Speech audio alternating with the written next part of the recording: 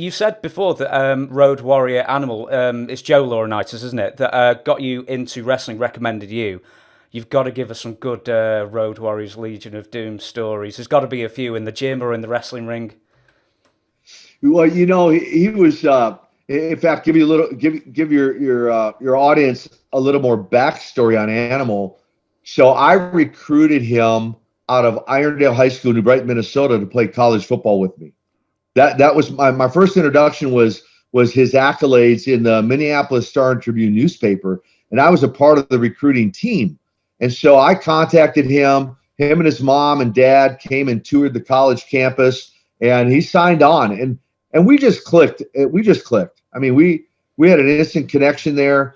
We became the best of friends all through college, and I would go on to finish college, to graduate, and have my sights on playing pro football. He actually ended up dropping out of college, got married, got a job, and the next thing I know, he's on TBS on the Superstation. But we did have some fun together during those college days. I mean, we thought we were pretty boys, man. I end up with a shaved head. He ends up with a mohawk or whatever. And back in those days, though, if you've seen the old pictures, like I actually have a couple of them I just updated my latest book. It's my life story, Nikita, A Tale of the Ring and Redemption. And there's a picture of him and I in there with tuxedos and feathered hair. We thought we were such pretty boys, And then, ironically, we ended up with a shaved head and a mohawk. But I can remember back. I mean, we had so much fun on the gridiron, on the football field, and just some amazing stories there.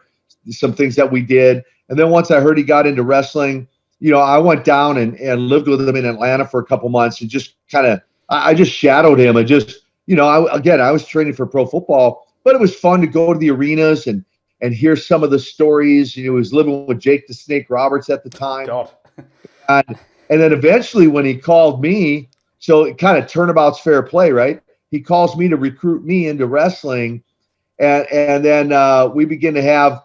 A lot of people ask how, being best friends, how are you able to have matches together, against each other without cracking up, but it's a mindset, right? You're like, this is my opponent, so you got to act like you don't know the guy, you hate the guy, right? One of the funnest memories for me, I say funnest, one of the most memorable, they did this deal where they were press slam guys, and he was strong. You talked about, you asking about my strength. I don't know how many know what a seated shoulder press is. I'm talking behind the neck, old school Olympic bar, behind the neck shoulder press. I mean, he used to do that movement with 365 pounds for reps. I mean, most guys can't even bench press that, let alone sit down and press that behind your neck for reps. He was strong. And he caught me off guard one night. He caught me unattended, and he press slammed me, and he's giggling while he's holding me up, like, gotcha. Because I told him he'd never do it. I'm like, dude, you would never get me up for a press slam. So I just went like Superman. Normally you kind of put your hands on their shoulder to steady yourself.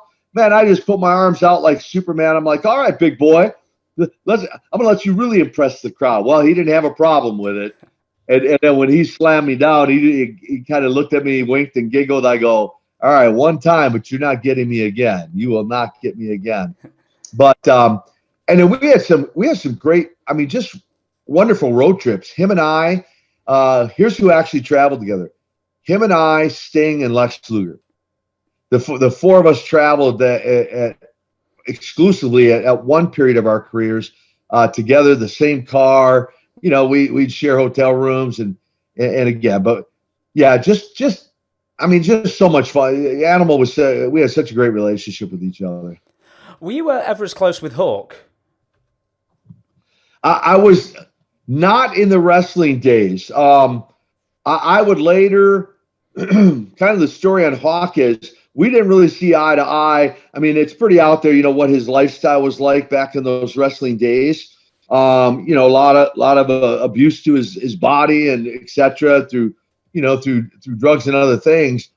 And then actually in Phoenix, Arizona, a year and a half before he passed, I had invited him and Animal to, I invited Animal invited him, and he came to a Christian conference in Phoenix, Arizona, and a pastor named Jensen Franklin was speaking, and Hawk actually responded. It came down to the altar, gave his life to the Lord. We baptized him in the pool that weekend, and then I brought him on the road with me for a year and a half, mentoring him, sharing his story.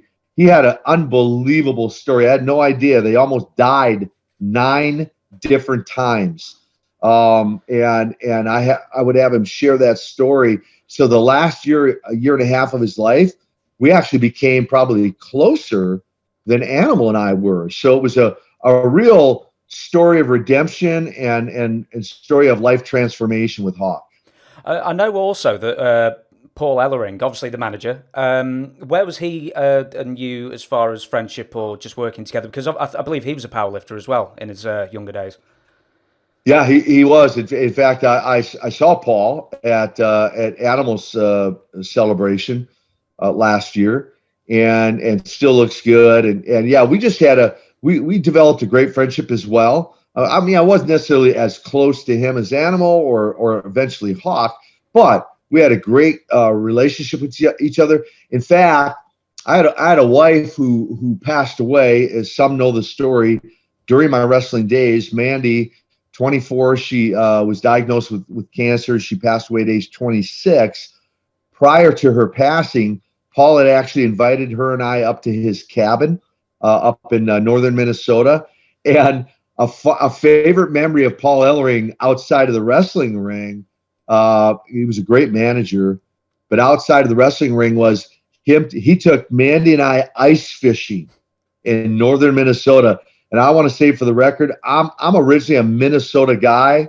So just to state for the record, I'm not from Russia, okay, and speak very little Russian.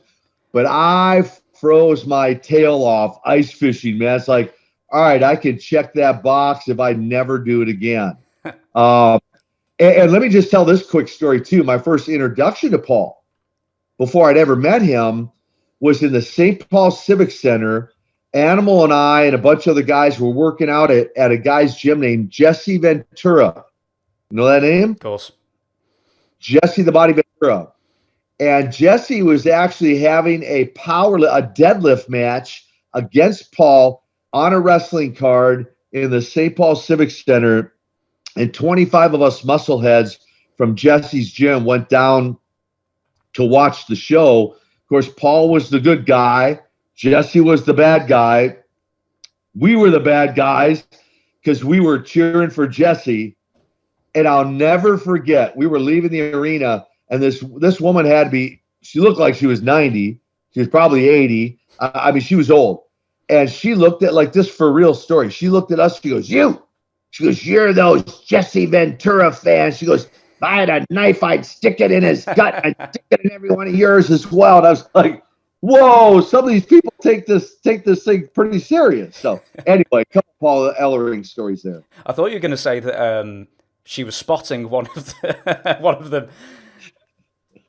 No, she was not happy that we were Ventura fans, man. And she was like serious too. I looked at my buddy because she looked right at me. She made eye contact with me. I'm like, whoa, some of these people really believe this stuff.